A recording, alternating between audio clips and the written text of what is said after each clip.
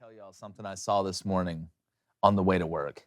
Okay, like when you come out of my neighborhood, there's a school, like there's like a cross, and then there's like this crosswalk. Not like coming towards me, but going like across the other way. And there was about 12 geese by themselves. Like, what do you call them? Gaggles? They go around in gaggles. They actually walked off the side to the road and used the crosswalk. It was probably just random and coincidence. I don't think they knew to use the crosswalk. But the leader of them walked straight to that crosswalk, Dave, and walked straight past the crosswalk. And for a minute, like in my mind, just the weird lemony snicket way my mind works, I'm like, this would be like the world if animals like were like really sentient, like on, you know, what's going on and like new. Can you imagine like if all the animals were like that? If it was like us and all of a sudden you like a cheetah's there with a briefcase, like looking at his watch, like getting ready to go to work. You ever thought of it? I appreciate the respect they have for, you know, traffic situations. Got more respect than TJ Finley. What is TJ Finley going? does. I don't know. It's Monday, man. I'm now dumber What do you mean? for having But to think about that. Imagine if animals were like people, like all of a sudden, like you stop and there's like a hippo in the car next to you driving. He's like waves at you. He's listening to like Drake.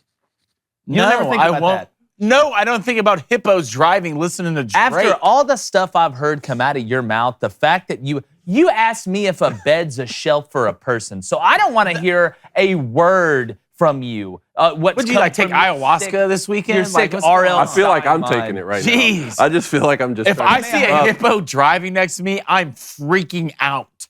I'm losing my mind. I'm gonna start spinning stuff. No, I'm just saying, like, if that was just an alternate world, I don't know. It's what I was thinking because I watched a gaggle of geese use the crosswalk like people.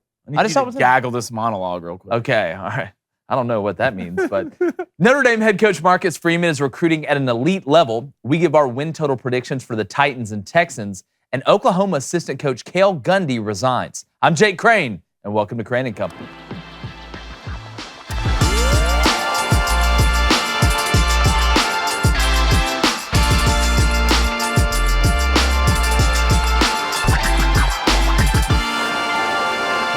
Kelly left Notre Dame for a prettier girl in the SEC, the program was put into a tough spot. They not only needed someone to swoop in that would be a big name, but also someone that has the capability to take Notre Dame to the next level. That level is not just being able to make the playoff, but actually win a championship when they get there. Now, Brian Kelly was able to get them to the doorstep, but they were never able to burst through because the line of scrimmage wasn't up to par with the Goliaths they were going against. The depth wasn't at a level where they could sustain 4 quarters of winning football against the best of the best. Enter Marcus Freeman, who's had nothing but success since he put a headset on and is the polar opposite of Brian Kelly in his swag, flash, and age. Coach Freeman is a part of the new wave of young coaches that have catapulted themselves to the top of college football's hierarchy. Now, he burst onto the scene in recruiting so far, and while there's a long way to go, right now the Irish have the #1 class in the country on 247. Now, to put that in perspective, under Brian Kelly, Notre Dame typically finished around 10 to 15th each year in the recruiting rankings, with Notre Dame finishing 5th one time, but that seems like an anomaly. But it's looking like Marcus Freeman can have them finishing in the top 5 consistently, which over time will not only increase the talent of the starting 11 on both sides, but give the Irish the much-needed depth they need to be able to finish atop the mountain. So while Freeman has answered the recruiting questions so far, there's one big question left out there. How will they be on the field and as a program? Can he be as effective in building culture and turning Notre Dame into a machine you just feed players into and let the rest take care of itself as he has in recruiting? That remains to be seen. But keeping OC Tommy Rees in the fold is huge, not only because Tommy's a damn good play caller, but it also gives you continuity. We all know Marcus is going to have a huge hand in the defense, but getting Al Golden as defensive coordinator will only bring more knowledge and ability to remain unpredictable. Being a great recruiter is one thing. Being a great program builder is totally different. The Irish have a very tough schedule, starting with Game 1 at the Horseshoe against the vaunted Buckeyes. So his team will be put to the test early. Can Marcus finally get Notre Dame over the final hurdle? We shall see. Bringing my co-host, David Cohn, Goose Gossage over here. Guys, look, you know, we have our fun with Notre Dame, and they've earned the right to kind of be made fun of, which is the way they've showed up when you get to the playoff and, you know, you get your underwear stolen and hugging the flagpole in front of the whole high school. But it seems to me like Notre Dame there's just a different flavor at Notre Dame right now. We're going to have a big-time commit on from that class. He's going to kind of give us some more insight into it. But Marcus Freeman, to me, Brian Kelly is the all-time winningest coach at Notre Dame. I get that. I think he's going to have a ton of success at LSU. I've talked about that. But it seems to me that a guy like Marcus Freeman, that's young, energetic, good on social media, kind of that new wave, as I mentioned, is that the key, David, for Notre Dame to get the players? Because if you look at their commits, it isn't just wide receivers and quarterbacks. It's on the edge. It's offensive tackle. And they're still in the hunt. They think they got 23 commits right now. They're building it from the inside out. And, I mean, Marcus Freeman, he's a cool cat, Dave. Well, like you said, Brian Kelly won more games as the head coach at Notre Dame than any coach in history of that program, right? When he left to go to LSU, a lot of us were surprised, but the thinking was if Brian Kelly's leaving Notre Dame to go to LSU where it's easier to recruit, then the lack of recruits that he's able to get at Notre Dame that's not his fault. It must be something more systemic with the university, Academics, right? maybe? Right?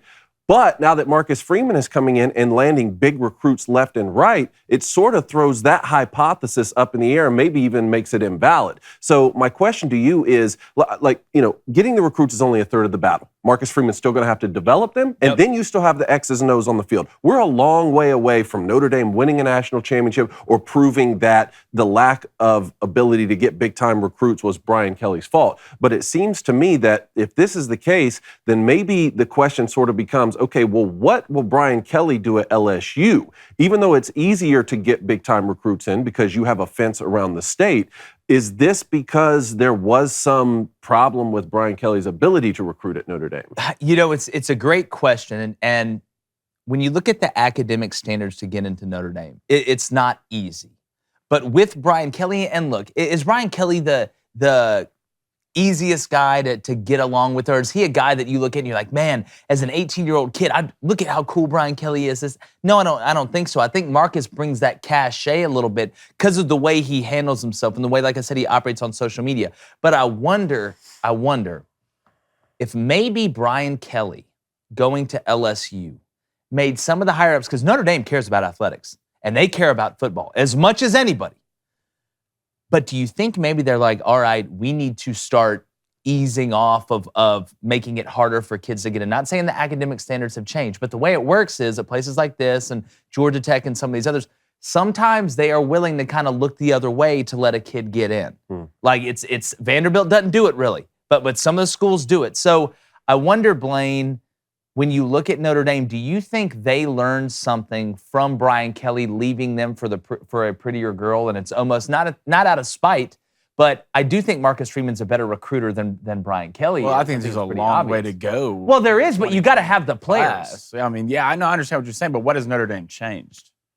Like, have they come out and said, well, we're going to change this? They're not going to come out and say that. They'll never come out and say, we're changing the academic standard to get Notre Dame. What they will do is that Marcus Freeman will go to him and say, I need this 5-star defensive end to be able to come here so we can beat Alabama. I think Notre Dame would have changed this a long time ago. Why are they just changing it now? Well, because Brian Kelly was the all-time winningest coach at Notre Dame. But still, if you want to get over the hump, you would have changed it with Brian Kelly. You wouldn't wait on the new coach to get here to change it. What do you mean? To me, I think Brian Kelly, they didn't fire Brian Kelly. Brian Kelly left one of the biggest brands in college football. The all-time winningest coach at Notre Dame looked at him, said, I don't believe I can do it here, and left. So something has to change. To me, that's the catalyst, right? Wouldn't that be what enacted the change? So I don't think so. I think if you're the all-time winningest coach, they would have changed that for you while you were there. I don't think you would have to leave a school for them now to come change that. If you really want to win and get the next step, you have the all-time winningest coach at Notre Dame. Mm-hmm. If he goes to the people in charge and say, I need this 5-star, I need this change, you're damn sure they're going to change that. Well, that's their guy. They're Notre Dame. They still haven't joined the conference. Yeah, you talk about stubborn. Academics is still number one for Notre Dame. It is. Though? Yes, it is. It's more than academics, too. Culture. It's everything. Too, it's everything. I don't understand why would they go change it now. Well, because I think Marcus Freeman's getting players to go there that Brian Kelly couldn't get to go there. I think it's one thing to say, we're going to change the academic standards, I need help to get guys in, when nobody's doing it. I mean, you finished, it was 12th, 13th, 15th. He's finished 5th once, which was kind of an anomaly. I think 9th maybe once. He was there from 2010 to 2021. They weren't getting the Cats that Marcus Freeman is getting right now. So I don't think the opportunity ever really presented itself as much as it is now. Because it's one thing to say, you know what? We're not in on this 5-star defensive end from Louisiana, or we're not in on this 5-star offensive tackle from Arizona. And it's another thing to walk in there and go, listen, if we let this kid get in, he'll commit. He'll commit tomorrow because I got him locked up. Those are two totally different things. I think this would be a better conversation once the 23 class gets further and further along down the road. Right now, it's still so early. I mean, they have 1 5-star and I think 18 4-stars and like 3 or 4 3-stars. I think they got 23 commits. I think it's 19 4-stars. But they're still in on guys. For sure. I'm saying that we need to give this a little bit more time. And for Notre Dame to get over the hump, and the hump would be saying that would be a national championship, right? Because let's not act like Notre Dame was just a walk in the park. When you played them, made it to the playoffs. I still think to get to where you really want to be, you're going to have to change some stuff. Because at the end of the day, I don't think you're going to finish number 1 in this class.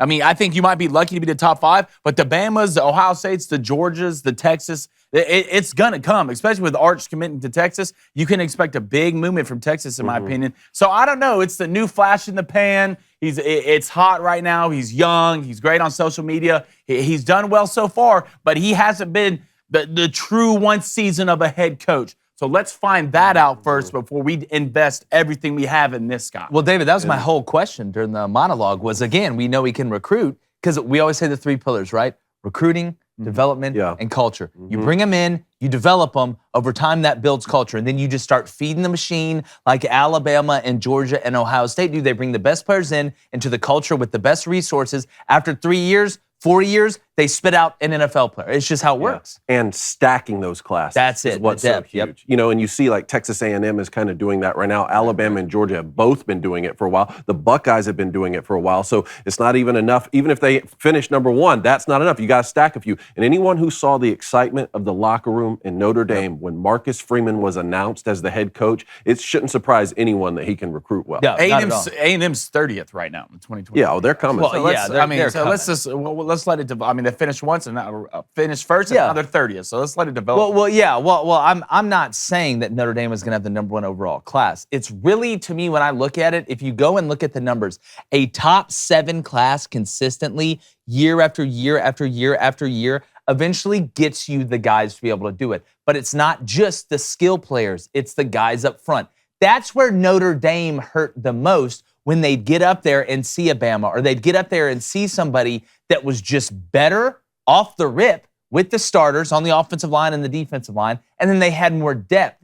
That is a mountain that is hard to climb, but that's how you bridge the gap. I'll say it every day on this show. You can get excited about all the skill guys you want, and you need them. I'm not saying it's a useless position. Hell, quarterback's the most important position on the field, but it starts and it ends up front. It's the only chance you got, because you're not going to trick these guys for 4 quarters. It just is what it is. And Notre Dame, I kind of think of Notre Dame and Oklahoma as being in a similar place recently, because they have been 2 programs who've been able to that have been able to get to the playoff but not win it, right? Clemson's been able to get there from the ACC and has won a couple. The USCs, the Miamis, Florida State, Texas, those programs are in a different bucket right now because they haven't even been able to get there. Yeah. So Oklahoma and Notre Dame, very similar to me in that you've been able to get to the playoff consistently, but haven't been competitive once you've gotten there. So there is this thinking of, okay, well, we need to keep doing what we're doing in some capacity to be able to still be competitive year in and year out, because that's great, 10-win seasons every year,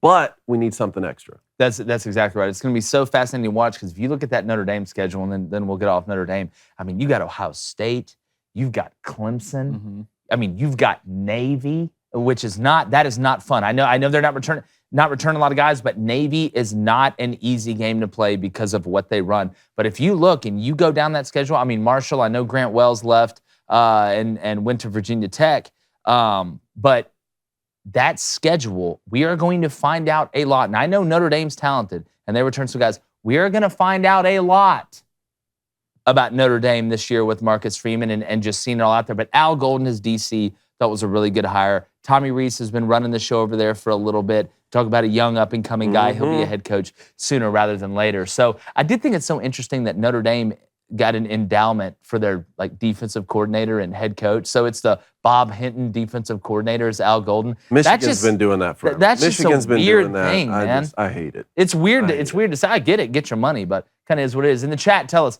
do you believe in Marcus Freeman to get Notre Dame over the hump? Just let us know. Let's move on. All right. Speaking about schedules, let's move on to the Titans' schedule. Let's do an over/under on their win totals here. They're projected at 9.5. You want me to rattle off their schedule? Yeah, let's rattle it off. All right. We're going to start here with the Titans. And week 1, Giants at home. Win. At the Bills. Loss. Raiders home. Win. At the Colts. Win. At the Commanders. Win.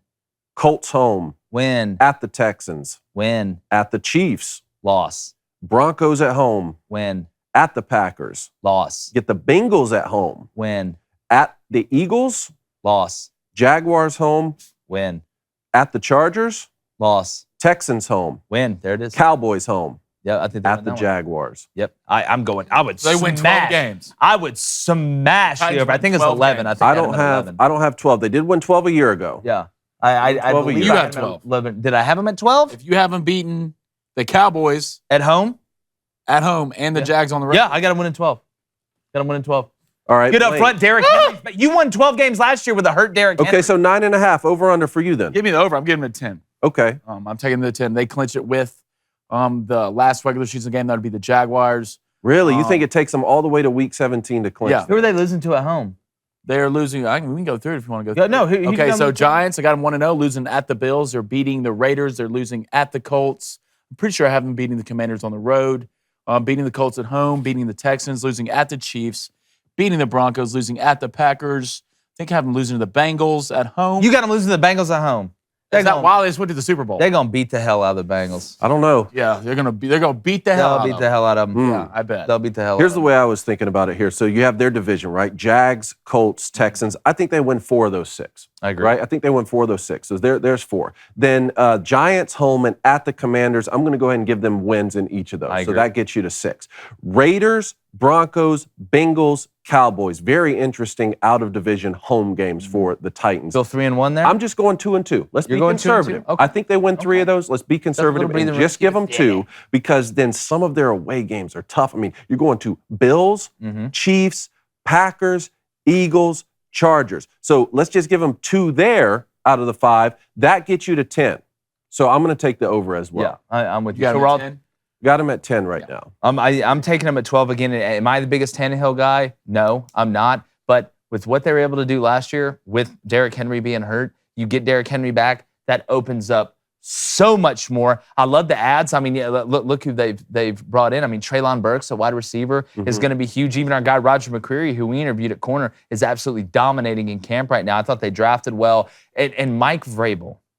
You talk about a guy. We've had Taylor Lewan on here. Like I said, we've talked to Rodgers. They all say the same thing.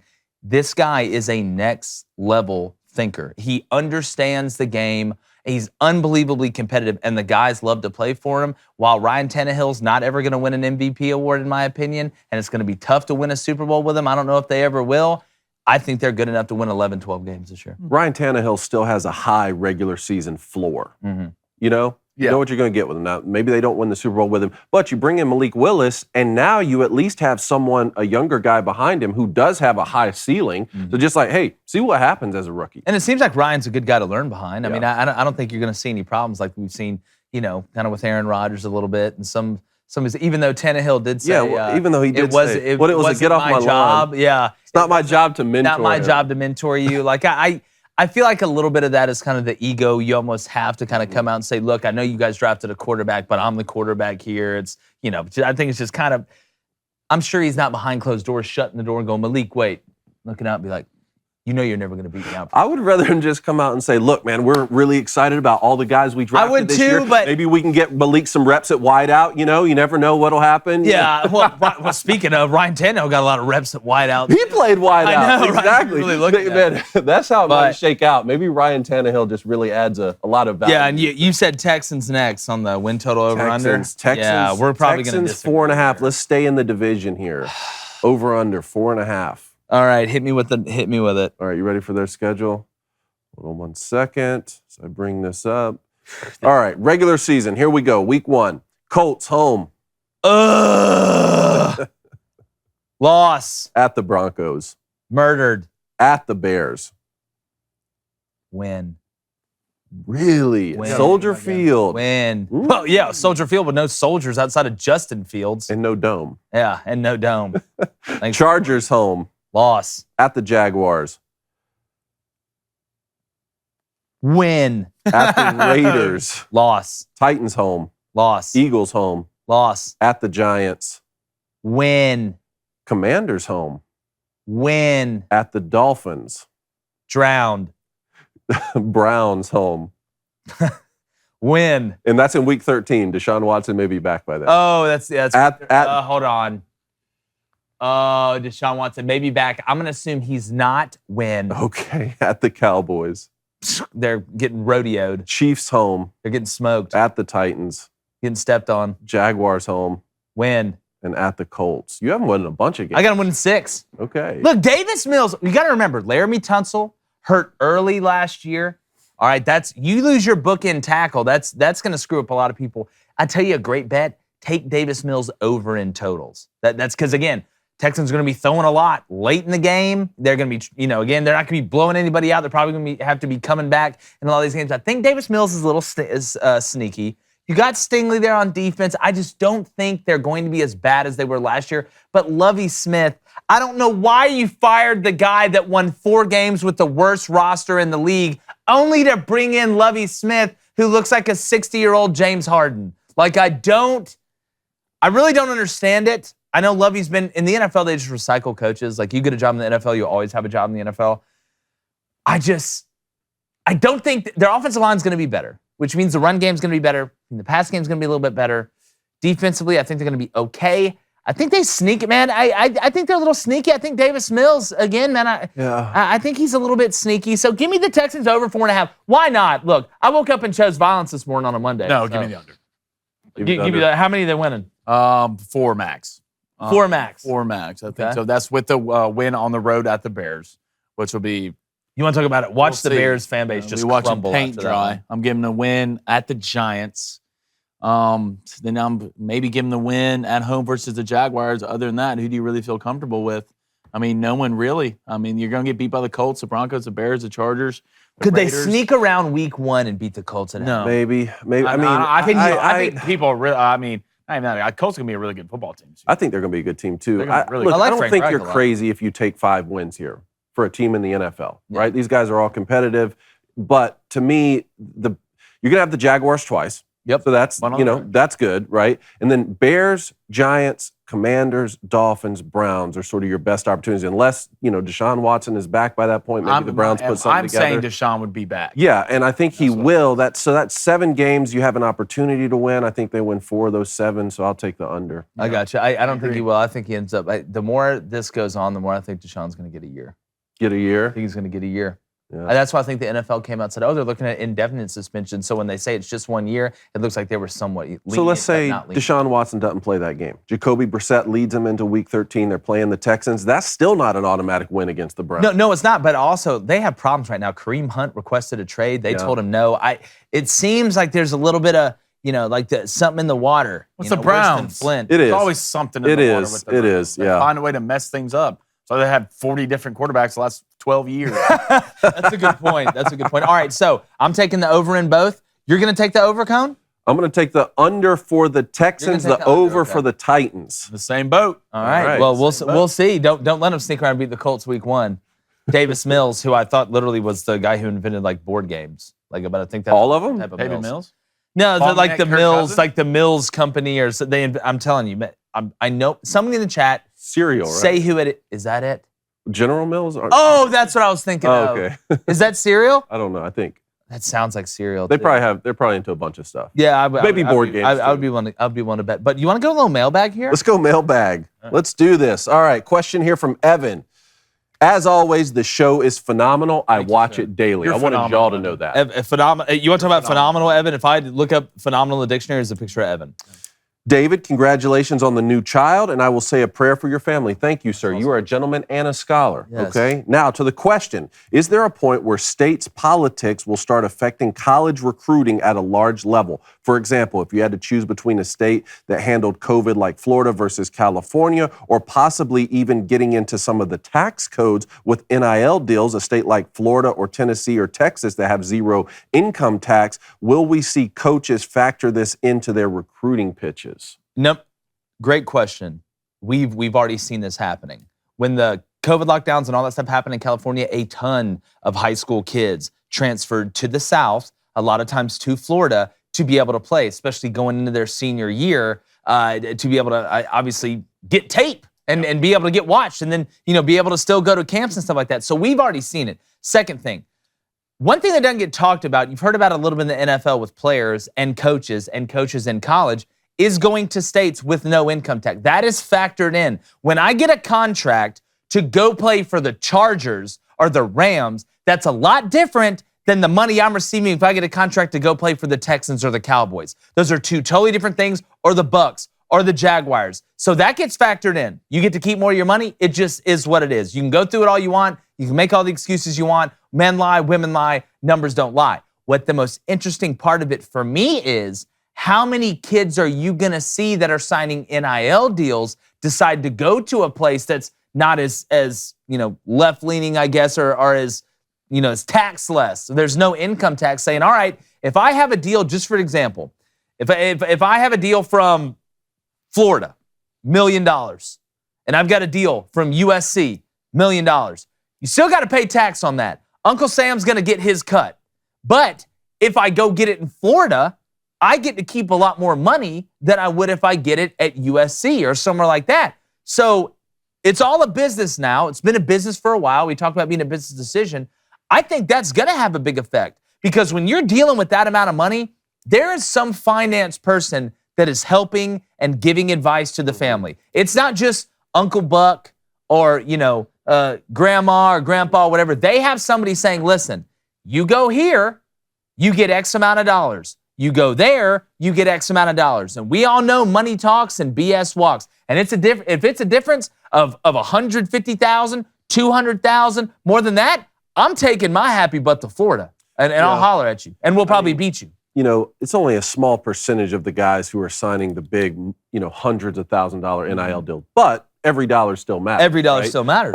So I wonder how permanent residency will factor into this. I kind of, when I was at Michigan, I was like, I don't really live here. I'm up here. I'm still kind of a resident of Georgia. It's like an interesting period in your life, right? Where some of these guys move back home or move to another state after. I wonder how that'll work. And again, to the point of NIL, where it was supposed to be, like, let's say I commit to the University of Michigan, but my hometown car dealership wants to have me in a commercial. Mm-hmm. Well, how does that work as it relates to state income tax, right? But if it's the university that's paying you through these collectives, that's going to work in a different way. So again, it's all a mess, It is you need Marty Huggins over there. You got to get it. You got to get it cleaned up. Bring that broom. Bring the broom. It's a mess. You can make me. Yeah. All right. Next one here from our boy B-Samp. B-Samp with a question here. Hey guys, B-Samp here again. Question for Blaine E. Parentheses E. How are you pronouncing it, by the way? It's Blanier, is it a Joe Dirt situation? No, it's Blaine B-Samp, and you know it. Okay, well, clearly he does, because he put Come in my house to get my wife's name right. He put the E in parentheses. Yeah, so, question for Blaine E this time. Oh, yeah, I know. Are the Yankees done? Question mark. Thought I could survive football season. Thought I could survive until football season by betting Yankees, and I'm well below 500. Hashtag don't fade B-Samp. Never. Hashtag never fade No, the Yankees aren't done. That's not even, come on, man. Look. You see the lineup. You see what we got. It takes time. We're still leading. We're still up. We're going to stay up. Hashtag stay there. How do the Yankees? And if you, I don't know how. The thing about it, B-Sam, I don't know how you're doing bad right now, because actually I do know how. Then you must not be. You must not be trailing me. Fair enough. If you want to start doing good, then start trailing me, bud. It's right in front of your face. Wake up. You make your bed. You walk outside. You get a cup of Joe. You turn on Crane and Company. And you trail Crane. That's what you do. You walk outside to get a cup of Joe. You don't have a Keurig.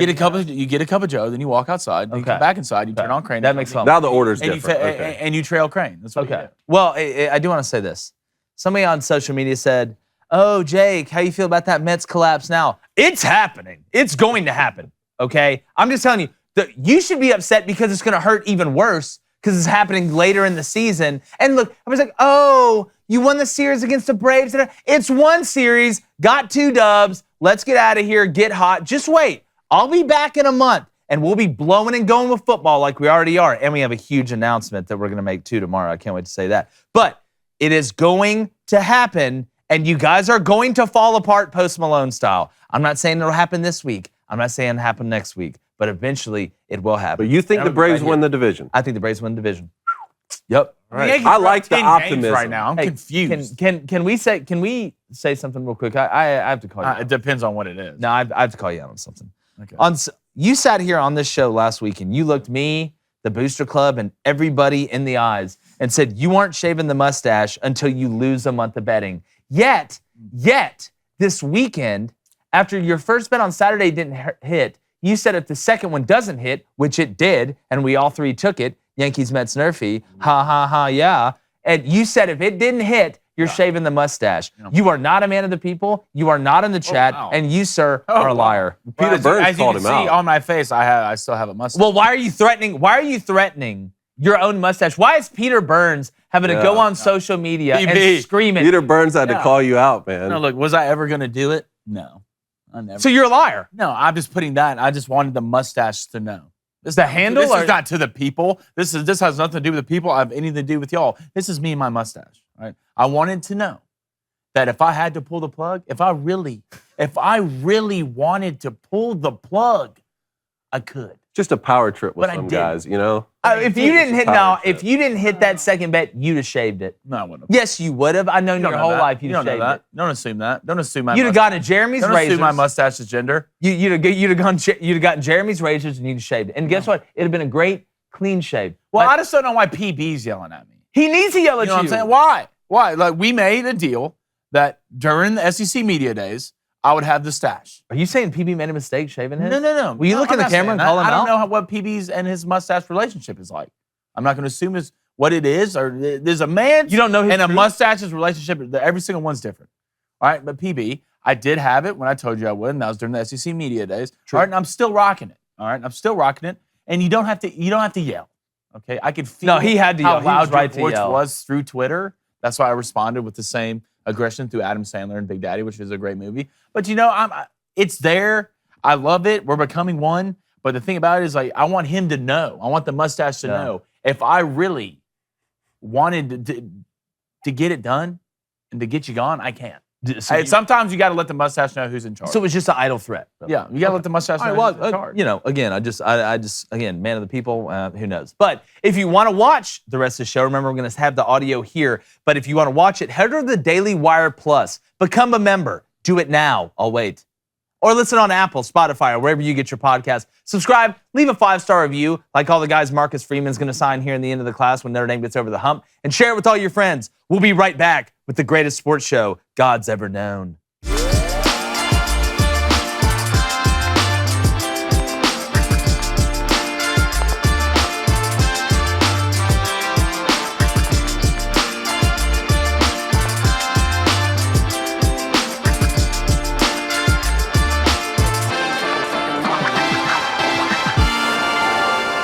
For sticking around. Hope you head over to Daily Wire Plus, become a member. Make sure you're subscribed everywhere too, on our social media, TikTok, all that great stuff.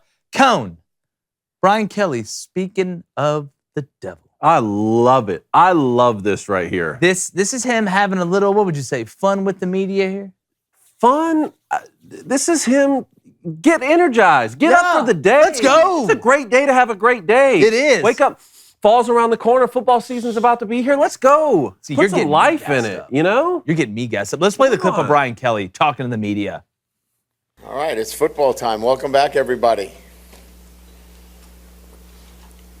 Welcome back, everybody. Okay, it's great to have you here, too. All right, I think that's how we're going to go this year. Beautiful. Dude, LSU media guys, wake up. You got a quarterback battle. You got a CEO head coach that's going to try and turn LSU around. Wake up. Somebody get excited. I mean, if I'm Brian Kelly, it's like Mugatu and Zoolander. I feel Get like I'm out. taking crazy pills. Never been a big Everybody starts, Brian you know what? Kelly fan. Get out. We're going to walk back in. Yes, yeah. that's Get out. it. We're going to walk back in. No. Start chopping your feet. Start chopping your go. feet. Get up. Everybody start chopping your feet. We're going to do some up downs. That's fine. You don't want to bring the juice. Brian Kelly will bring the juice. I am surprised, and I'm so disappointed. And you know what? I don't know exactly every media member that was in that room, but we're friends with a lot of LSU media people. And all they've done is told us how excited it is. And the streets in Baton Rouge are howling like a Tim McGraw, Garth Brooks get together with Taylor Swift, which that'd be kind of weird. But why are they not excited, David? I tell you who's not in there. T-Bob's not in there. No, Moscona's not in there, right? Mike Scarborough's Jordy. not in there. Jordy's not. Hester's not. Those guys in there, you guarantee you would be getting a different reaction. Hester and T-Bob would probably be doing an Oklahoma drill right in front of Brian Kelly before you. I'm one of those guys that you have to tell to be quiet. Yeah. Simmer down a little bit. Yeah. Oh, it doesn't matter if it was film in the morning or something like that. I'm yelling for no reasons. I have two voices. I either mumble or I scream extremely loud. And especially in film or anything like that movie, I'm yelling, Blaine, calm down. Calm down. I'm one of those guys. LSU fans, wake up. Disappointed. I don't blame the fans. I blame the media excuse people me. in there. Yeah. You bite your tongue. I like this from Brian Kelly. I do too. I've liked the way Brian Kelly's handled himself the whole way he's been down there. But Love the visor. LSU, it is very interesting right now. Sonny Ship, another guy that covers LSU, saying he may start leaning. Jaden Daniels may have a better shot at this job than what people thought. And I bet I know why. Because if you looked at Brian Kelly, he's had both type of quarterbacks in his system. I mean, Jack Cohn wasn't exactly Lamar Jackson back there, but Ian Book, you can go down the list.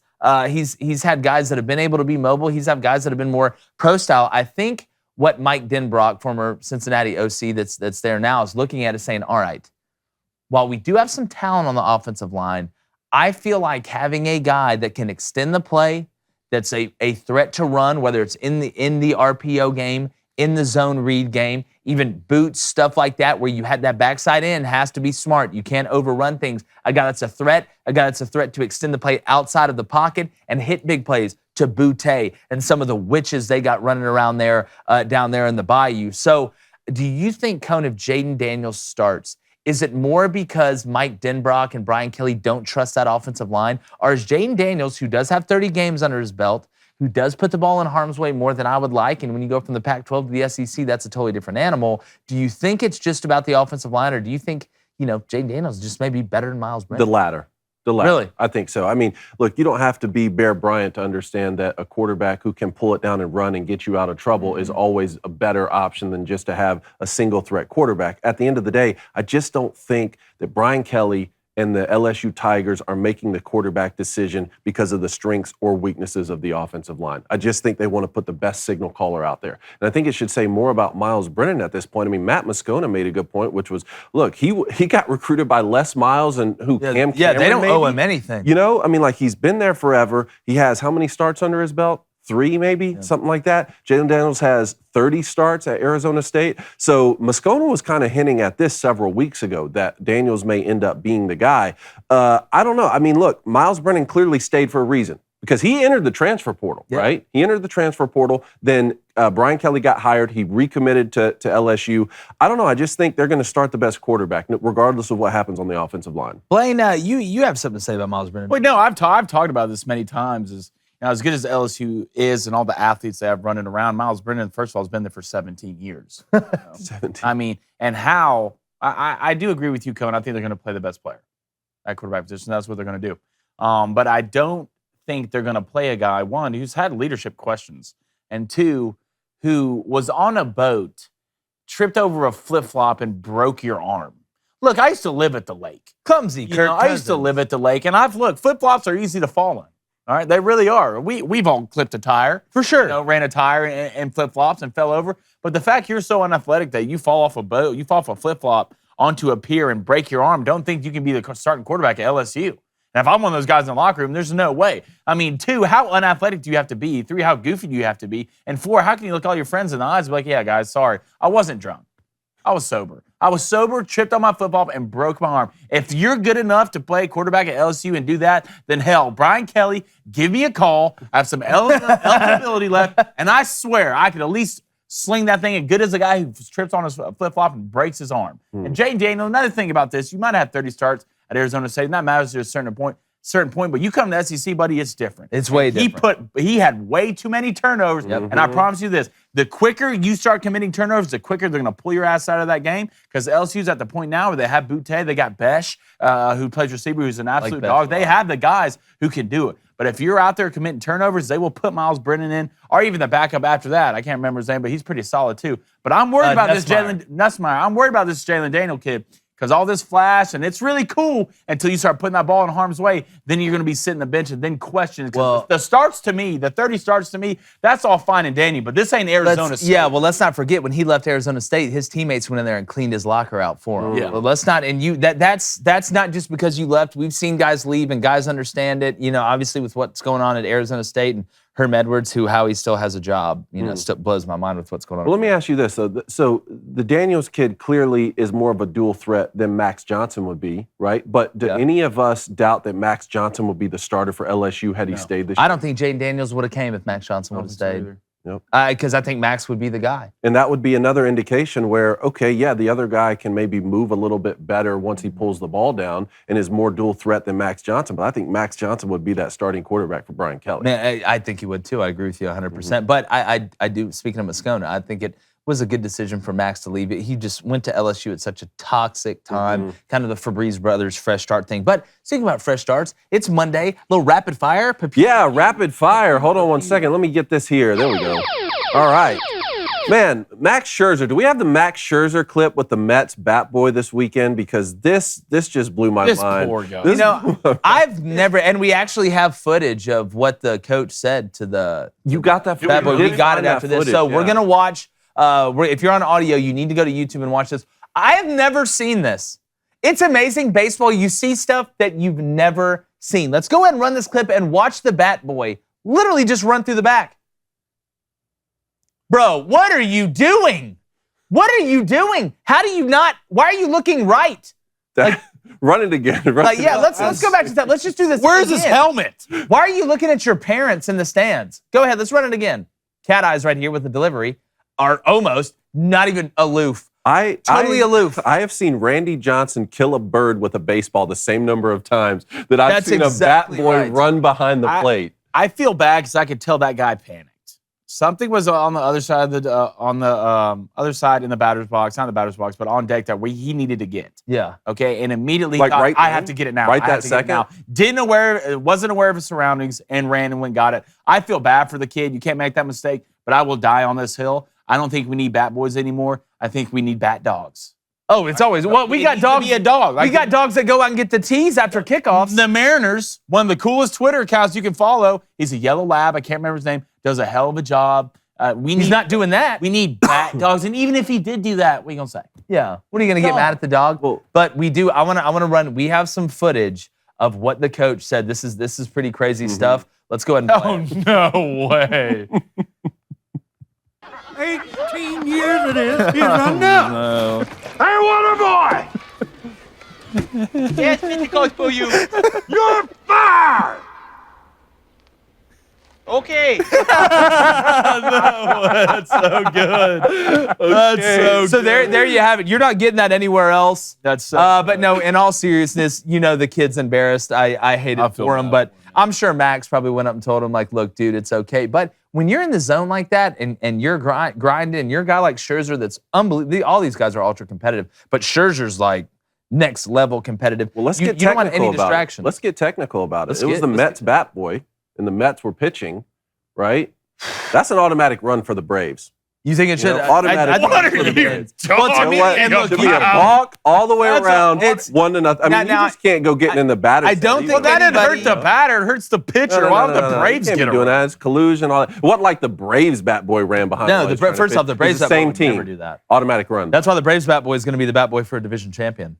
That's the difference right there. You want to know the difference in the Braves and the Mets? DeGrom's back. That's it. Ooh, we're going we'll to get to that. We're going to get to We'll get to DeGrom. that. Don't you worry. Next one here, Matt Rule, though. Panthers head coach. But here's the way that I read it, all right? Baker Mayfield throws a touchdown pass in practice. There's a celebration after, like a red carpet celebration. Matt Rule makes the whole offense run sprints after. How do you feel about this? You know what? Part of me at first wanted to be like, oh, well, it's the NFL. This is dumb. But Matt Rule's on the hot seat. The Panthers have to do something. I think Matt Rule is going back to his roots, bringing a little college flavor to it, saying we haven't done anything. We haven't accomplished anything. We have not achieved what we wanted to achieve. We're not going to celebrate until A, we do it in a game, or B, we do something and win something worthwhile. I think he's kind of setting the tone a little bit here, that we're not just these prima donnas that haven't earned anything. You got to earn it before you celebrate. And look, I'm all for having fun. I get it. But to me, if you have underachieved and you're on the hot seat like Matt Rule is, sometimes you got to send a message. And NFL practices and college practices are way different. Now, you have some guys that are NFL legends in coaching, whether it's position coaches, whether it's coordinators, whether it's head coaches, where there's some yelling that goes on at practice, but it's not nearly like it is in college. So it's an interesting experiment to me what Matt Rule's doing. More than anything, am I pissed about it? No. Am I elated about it? No. I'm kind of somewhere in the middle, and I just really want to see if it works. I have a feeling you have a different thought on it. Dude, why would you feel like that? I just have a feeling. Well, because you did a red carpet like celebration after you hit your Why bed. would you feel like that? You know, I mean, this ain't college, bro. What are you going to tell me? What are you going to tell me? He's gonna tell And you. that's the problem right there. What are you going to tell me? And that's the problem. What are you going to tell me? Start running. What he's gonna tell you. Yeah. Start running.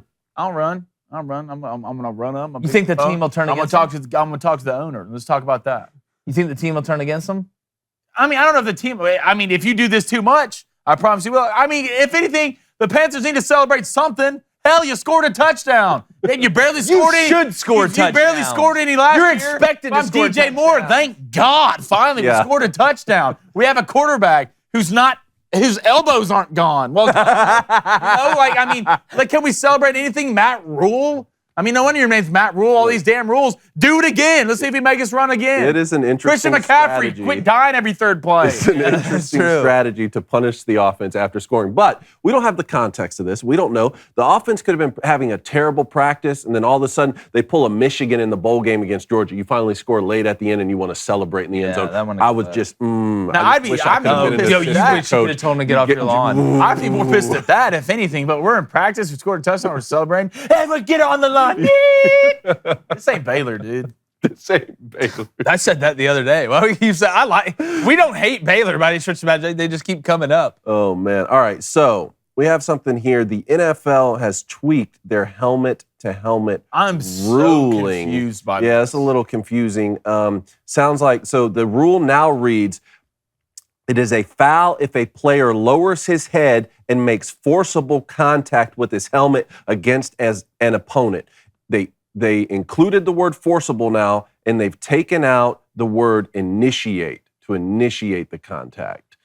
So it just seems to me now if you hit anybody with your helmet at any point in time, it's a penalty. Here's what I'll say. You better call it on the offense too. You never call it on running backs or anybody that catches the ball and runs after it. It better start going both ways. And we both know it won't. Derrick Henry will lower the crown of his helmet and go through a human being, and there will be no call. But if you whisper at the quarterback or you hit anybody with any part of your helmet, we used to teach eyes up, see what you hit.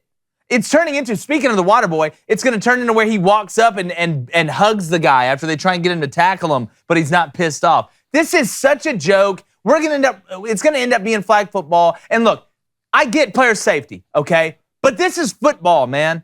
Like, you know what you got into. If you don't want to get hurt, don't play. And I'm not saying there shouldn't be penalties for targeting, but if you're saying any part of the helmet, and now they've got some sort of robot from Amazon that's going to tell you the amount of times that a helmet was...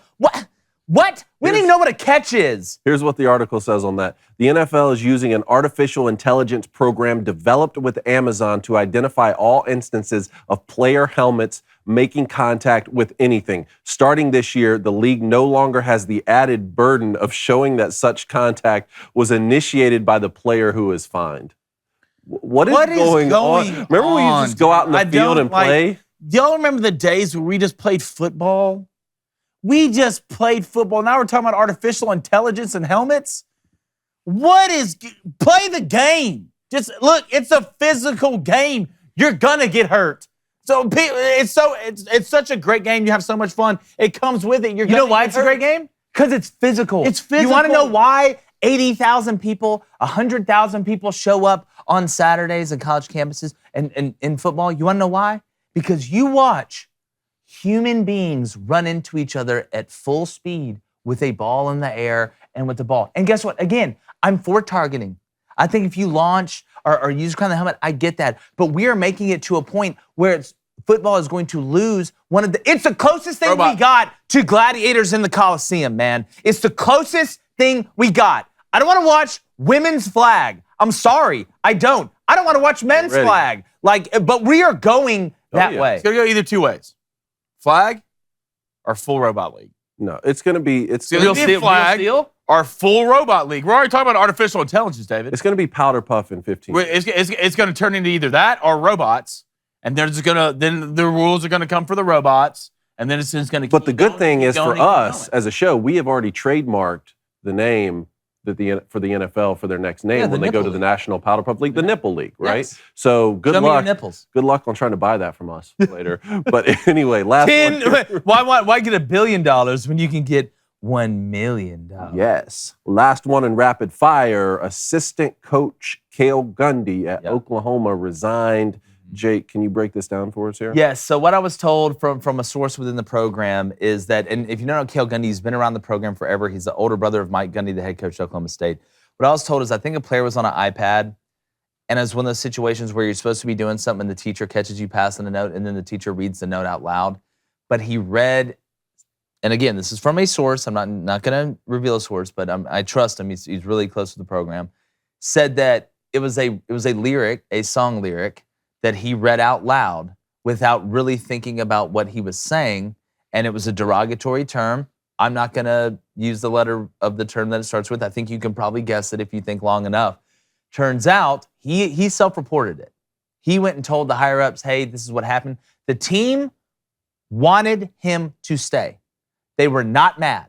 But once the administration, who is, I was told by the sources, pretty woke, but which one's not when you really look at it, they said, no, we have to fire you, this and the team is very, very upset. And I'm a firm believer in two things can be true at once. There's some things that you say that it's just, you can't say that. But on the other hand, I think if the team rallies around you and says, listen, like we know who you are. We know that you didn't say this with any prejudice or anything like that. But again, I guess Oklahoma, from a liability standpoint, I don't know exactly how it works, but you just hate to see this. It's an awful situation all around. And, you pulled a Ron Burgundy. And it puts Brent Venables in a tough situation. It does. He's first-year head coach, hasn't even coached a game yet. You're not one of his guys, really. I mean, you're an Oklahoma guy, and Brent's an Oklahoma guy, so you have that. But it's not like an assistant who's been with Brent Venables for a long, long time, who you brought over. And so it creates a bad situation. Do you think there's an opportunity where he could go coach with his brother? I would not be shocked. I don't think this is something where people are going to start thinking Cale Gundy is a terrible person. No. Cale Gundy thinks a certain way. But yeah. I will say, intent matters. Intent matters. Yeah, still, with your actions in life. That's exactly right. But if Brent Venables was coming off a 10-win season in his first year at Oklahoma, then you can probably go in to those administrators and say, you know what, team doesn't want him gone. I don't want him gone. And they say, okay, well, I think. Again, brand new first head coaching job. Big one in Oklahoma. Got a lot to prove. People are excited. And again, I am too. I think it was a great hire. He's not in a position. I know, and I hate that. I hate tying decisions like this to either success or it's failure the real world, on the field. Whatever's right is right, no matter what you did. Whatever's wrong is wrong. And then that's a good area to lean on the team and say, like, hey, was this wrong? Again, we don't have all the information. From all reports, the team wanted him back. And I don't know. It just intent still matters. But there are some things, regardless of intent, right? Yeah. Like if you kill someone in a drunk driving accident, intent matters, because if you did it on purpose or on accident, the punishment's going to be different. But the person who lost their life, the intent doesn't matter. So look, it's a complex situation all the way around. Yeah, I mean, I think it comes down, you just can't say it. You can't say that.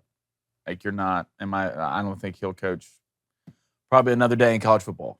Well, I mean, he's older too, but yeah, true. You just can't say that. I'm like, I don't care if you're reading it, what was behind it, or anything like that. Yeah. You cannot say that. Yeah.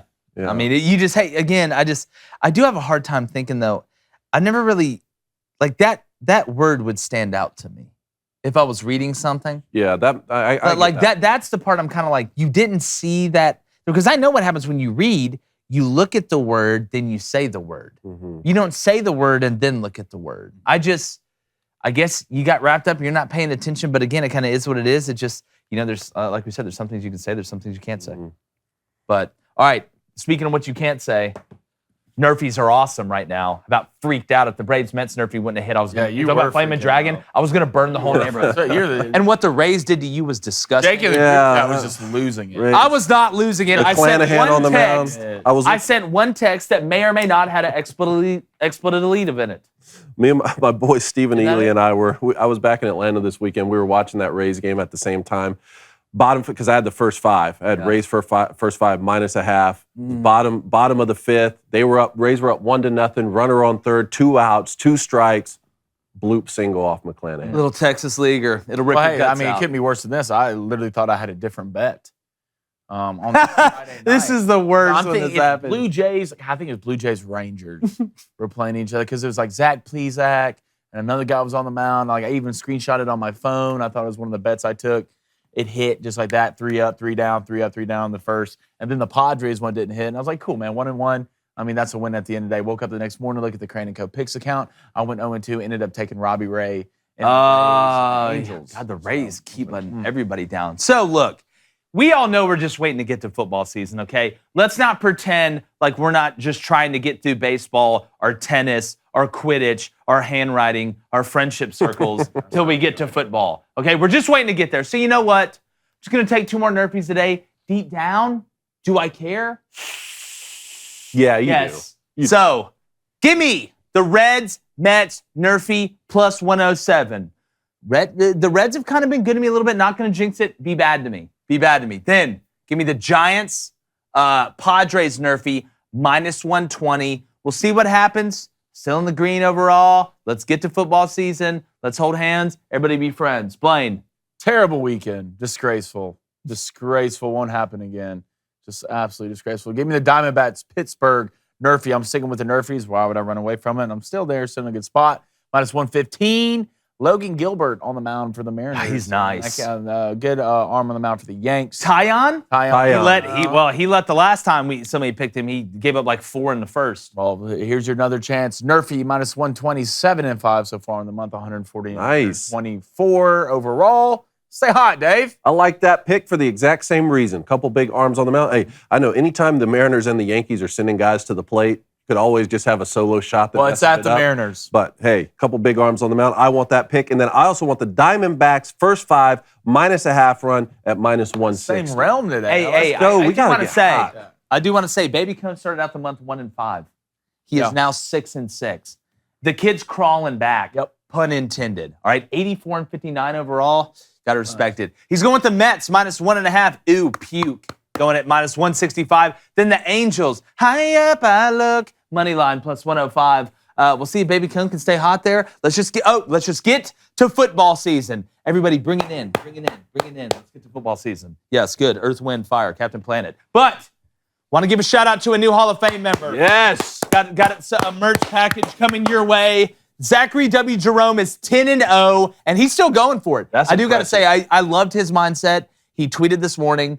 He said, Jake, number one, thank you for not jinxing me on the show last Friday. But he said, guess what? I'm in the Hall of Fame, but I also am not in the Hall of Fame. I woke up today with an 0-0 mindset.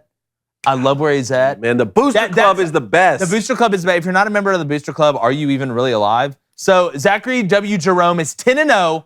Immortality's been reached, but he wants to go even higher. Sometimes you got to be Diomedes, but sometimes you're Zeus, and Zachary's trying to be Zeus. He wants the Jays money line, minus 144. Then Trevor Robeson is 7-0, Jays money line, minus 135, which actually, I need to look at that. I got a feeling Trevor is 9-0. Cone, you read the rest of these real quick, Okay. and I'm going to see. Dragon be I'm right. Flamin', who definitely wakes up every single day and chooses what, Blaine? Tons of violence. 7-0. He wants Padres Giants over 6.5 run. That's going at minus 190. We got Tall Riot here 5-0, halfway there. JP Crawford to get a hit, minus 200, riding that line. Cody Nason, our boy with the graphics, 4-0. Jays versus Orioles Nerfie Murphy, minus 105. What'd you find over there? All right, Michael Manley is 9-0. He's on the verge again. Let's go. All right, he's going to ride with his favorite team. He's going Cubs money line over the Nats at a safe minus 195. This could solidify 35 years of fandom or could lead to a divorce. We'll see.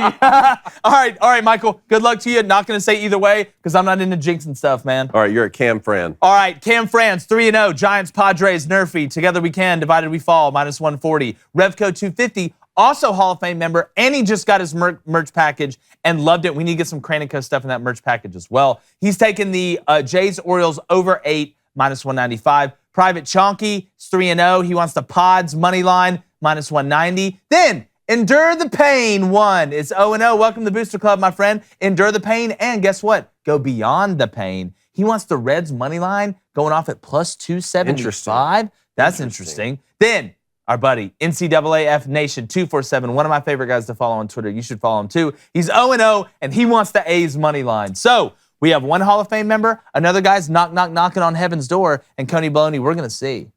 Who's the second guy? What's his bet? What do you mean the second guy? 9-0 right now. He's got the Cubs money line over the Nats. Cubs are going to win. Why would you do that? Do what? Yeah, I know what you just did. You're trying to jinx him. No. Man of the people. Man of the people. Saying the Cubs are going to win. Man of the people. What a facade. Watch. What a facade. Speaking, hey, mustache. You're welcome. Hey, you want to talk about a witch? You want to talk about a witch? I'm going to tell you right now. We talked about Justin Verlander the other day. Top play over the weekend. Jacob deGrom's back. He's the best pitcher in baseball. He basically looks at you and tells you you're out. I'm not going to say a word. Guys, I don't think we should say a word. Just want to watch Jacob deGrom here. They're not even putting the ball in play yet. He was perfect through 6. Perfect into the 6. Perfect into the 6. Let's roll the clip. Let's play a game called You're Out. Oh. 2 out. 102.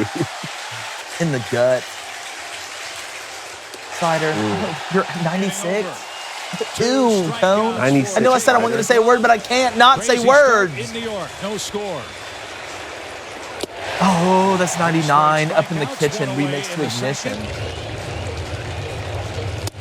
Was that the changeup? Dealing. Was that a 93-mile-per-hour changeup? Was that a cutter? I think it was a cutter.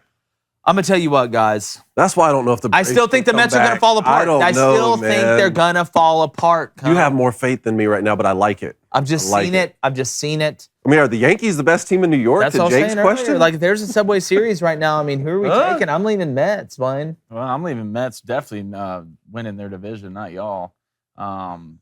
But I think Y'all take said y'all. We're a part of it. Yeah, exactly right. I think it'd be an extremely good series. With DeGrom back, it does change things.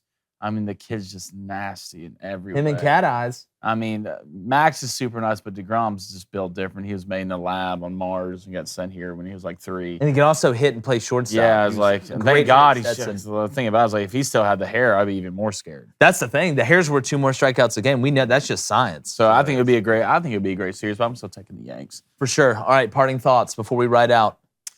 Let's have a good week. Let's have a good week. Big announcement. Yeah. Tomorrow, life-changing announcement. So you better go ahead and strap in because that one's going to be a roller coaster ride.